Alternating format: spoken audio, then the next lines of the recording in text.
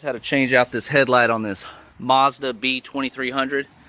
First thing you want to do is you want to remove these screws on top of the grill. We're going to remove the grill, and that way we can get to the housing here. Up underneath the grill, you're going to see some of these plastic retaining clips. The easiest way to get those out is to take two flatheads on each side. Just pop those down. Okay.